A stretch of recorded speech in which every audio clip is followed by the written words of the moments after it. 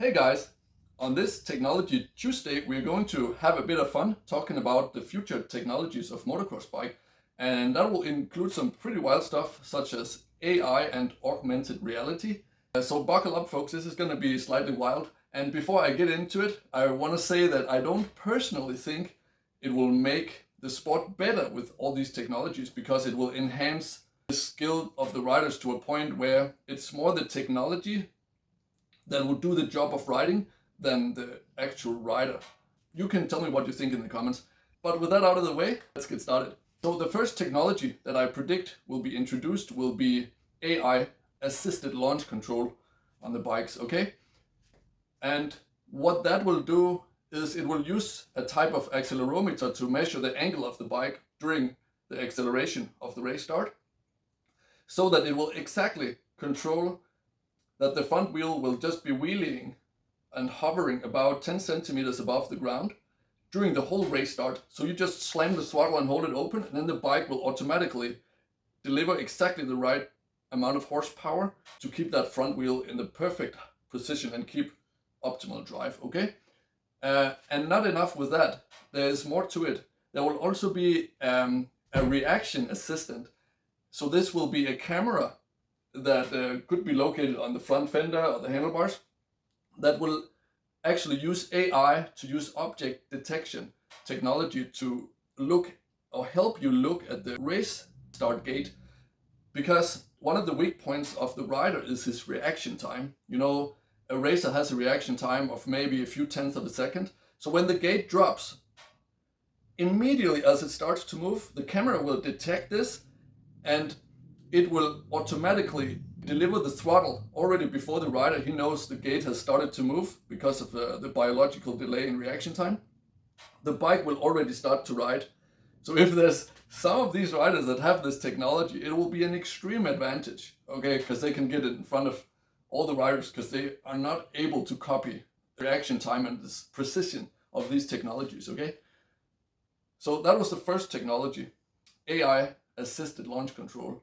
Okay, and you can get a perfect race start every time, especially let's say if you have an electric motorbike, or you have quick shift technology like KTM already come with from the factory with their quick shift technology where you can shift without the clutch, or electric bikes where you can completely just hold the throttle wide open and the bike will not have to shift gears. It will just have a continuous power delivery and basically have the perfect possible race start every time with these technologies, okay? Second technology I'm going to talk about that's gonna completely change the game of riding is augmented reality glasses, okay? Such as the Google Glass, which is a set of glasses you put on, and then there's a small projector and a small camera, okay? The camera helps you see what you see, record what you see in the world, and then the projector adds on a screen that's like an artificial transparent screen that you look through. Your vision is projected into the eye, okay? So what this can do in motocross to help the rider go faster is it can combine GPS data such as Lit Pro technology already does. So you know Lit Pro, the already existing GPS technology, can measure the lap time of different line choices around the track, and then it can show you which line is the fastest in each turn. Now it gets really cool and really high tech. So if you combine the GPS data of the fast lines with augmented reality, you can imagine it will be possible to project, let's just say, a green dot on the fast line and a yellow dot on the second fastest line, and then a red dot on the slow line. So when you're approaching a turn, you are seeing a green dot on the fastest line and a yellow dot on the second fastest line, and then a red dot, or maybe a few red dots on all the slow lines, okay?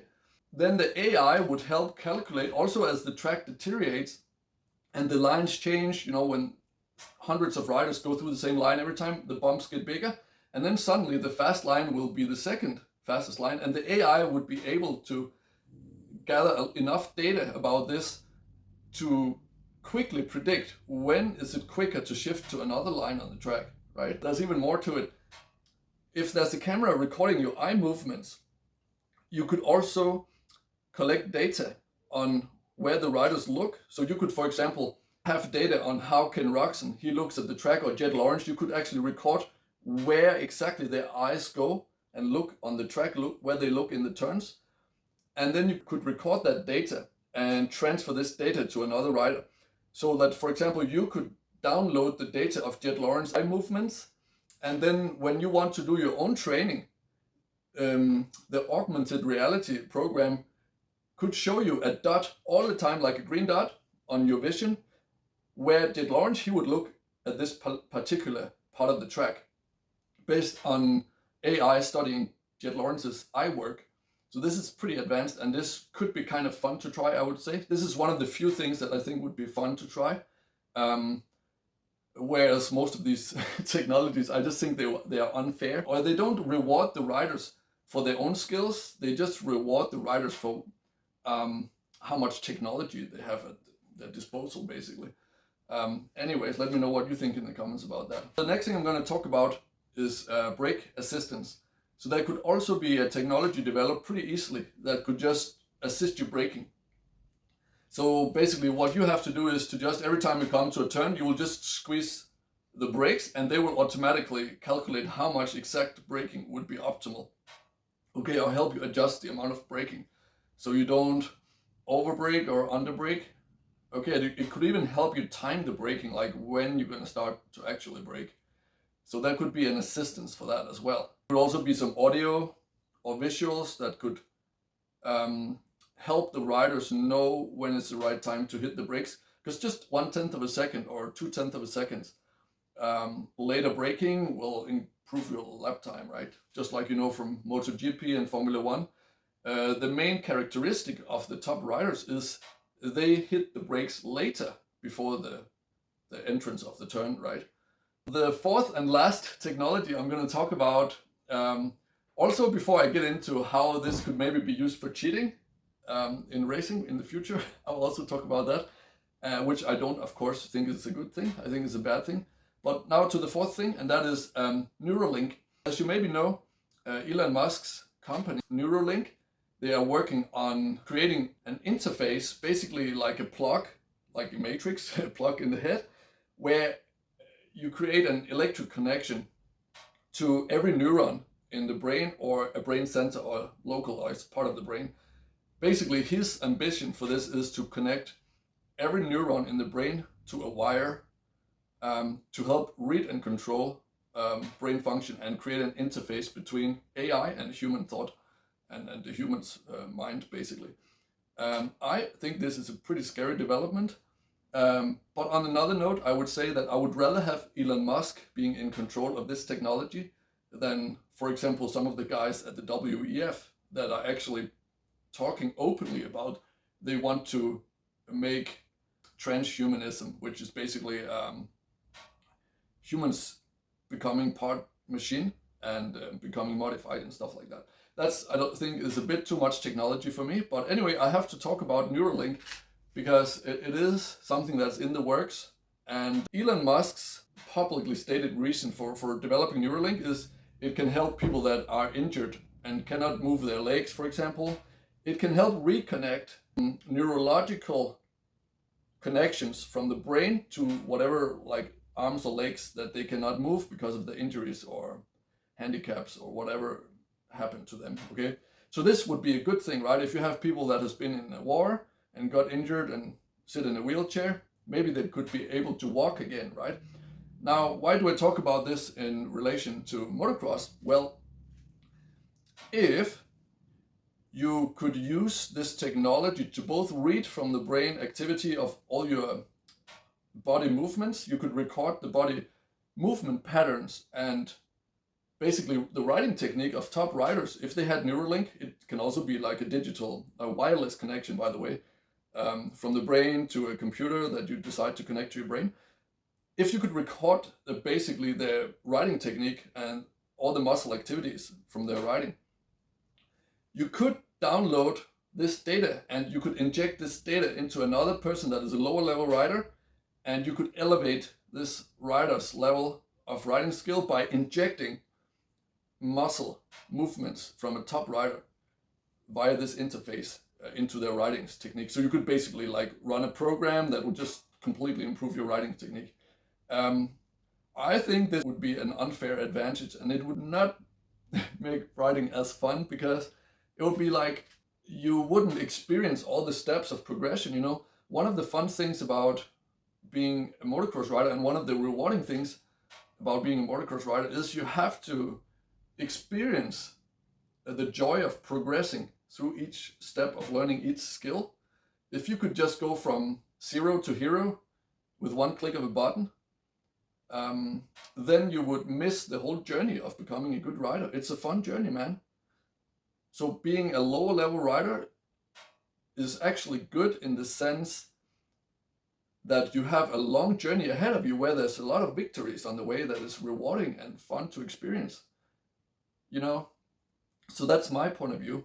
Now, enough about these technologies. Now let's talk about how they can be used for cheating in racing.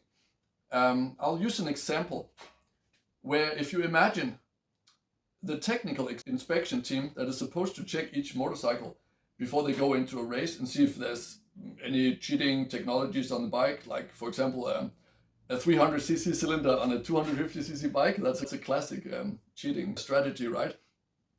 So the way it can be used cheating is, of course, if a race team invited the technical inspection team out for dinner, then they could have a little talk about, hey, how about we give you $10,000, and then you will just let us bring this little camera and this little accelerometer on the bike. You can just say, oh, it's a normal sensor that doesn't do anything specific. We'll just let that pass through the inspection, right? So the inspection team, they would get $10,000 each maybe, and they would have a good day at the office. And the race team, they would have a great time, because they would suddenly get all the race starts in the races and get in front of everybody. And they would maybe also use the technology for other things. Like you could even use the race start technology throughout the whole race for like throttle control. Just like pin the throttle, hold it wide open all the time, and then it would take care of optimal acceleration through regulating and fine-tuning the power delivery itself. In other words, it's corruption. One of the things I like about motocross races in general is that they are not naive. So I've met thousands of motocross riders and motorcycle enthusiasts over the years in my time as a coach, and some of them really high level riders, and they said that things like this do happen in top level racing. They do. They actually said it happens quite a bit, which means a lot. So of course it's not fair. I think it's unfair. But one of the things I do like about motocross riders is that at least we are aware of this. Whereas if you look at the general public as in general are really naive. If you take an example such as the World Economic Forum, that is where all the rule regulators and all the top business people, the wealthiest people, they go in and meet together and they have private rooms where they can have meetings. Of course, they're going to have some agreements where the big companies, the huge corporations, they're going to say, hey guys, if you can change the rules or make this and this happen in your country, all the world leaders, they go there. All the head of governments, they go to these meetings and they get a chance to meet all the wealthiest people in these rooms. And then they can just make like some deal that, hey, if you make this and this happen and make it easy for us and introduce these new regulations, then we'll pay you nicely. And it happens all the time. They have a yearly event where this happens every year in Davos, Switzerland. And motocross riders, like if we saw the regulators, like the technical inspection team, get invited to go with some bike manufacturer team every year to a meeting, like wouldn't you think that would be a bit odd? Like wouldn't you think, hey, this is not probably fair? The head of state is supposed to work for the people of the country and not work for a corporation. And we have seen lots of serious crises in recent times globally. But I also want to have some positivity here.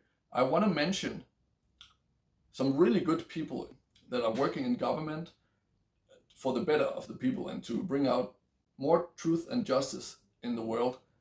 And I'm going to go through like just 3 major crises that we are facing as a humanity. And then I'm going to mention top government officials that are working for truth and justice for the people, just to bring hope to the world situation and also awareness. Okay, so let's go. Before I get into these details, I just want to mention that try to listen to this with an unbiased mind. Like some of these things, they could be done in good faith with the best intentions. I'm not going to say exactly what to think about it, but I can tell you with 100% certainty who will have benefited from these policies, okay? So have an open mind, try not to judge, but also try to be reasonable and see the logic that is at play, and who benefits from it, okay? Okay, so the first one is regarding the health crisis that has been going on. I want to give my thanks for Senator Rand Paul of Kentucky for questioning the head of CDC that has been funding gain-of-function research in Wuhan. They have documentation that there has been money going from the CDC to fund the research in Wuhan laboratory for developing certain things, okay? So there are people that are working to get the truth out about it. So please keep in mind, this funding could be done in good faith to protect humanity and develop protection against certain problems in the future. It could be done in good faith. So I'm not saying that it's something that is done for creating something bad. However, it could be, but I want to make sure that I can tell you with 100% certainty which industry benefited from this, okay? So let's not be too naive here. The next top government official I want to thank is Senator Ted Cruz of Texas for questioning the FBI and asking them to publish the documents that show transactions from Ukraine, top government officials, back to Sleepy Joe. Sorry, I just make a bit fun here. I'm not sure I should mention this on social media. That doesn't look too good, you know, when they're sending so much money to support Ukraine, and some of this money goes back, and also weapon analysts, like YouTubers that are really knowledgeable about weapon technology, they have made videos about people in the Ukraine, like soldiers. They have suddenly all these strange weapons that look like from some earlier test weapon programs from the United States. So probably they've been told to use all this money they get to buy from the military industrial complex of America. So they get all that money back and then send a little chunk of it back to also Biden. That's not fair. The last couple of people I want to thank is Patrick Moore, former top official of Greenpeace, and also Jordan Peterson and Elon Musk. Those 3 people have done a tremendous job of trying to bring the truth out about the true nature of the climate crisis. You see, first of all, CO2, just like water, is the building blocks of life, okay? If we wanted to have more plants in the world, like in Sahara, if we wanted to replant the Sahara, we would need to have more CO2 in the atmosphere just to feed those extra plants that we've planted. Just like if we create more plants, we need more water. So in other words, like CO2 is not the end of the world, okay? If you want to watch a video about Patrick Moore, I posted an interview with him in my playlist. If you go to my YouTube channel, you can see the playlist about Human Rights Matters, it's called. And there's videos about all these things in there. It's only 5 videos or so that go through these things.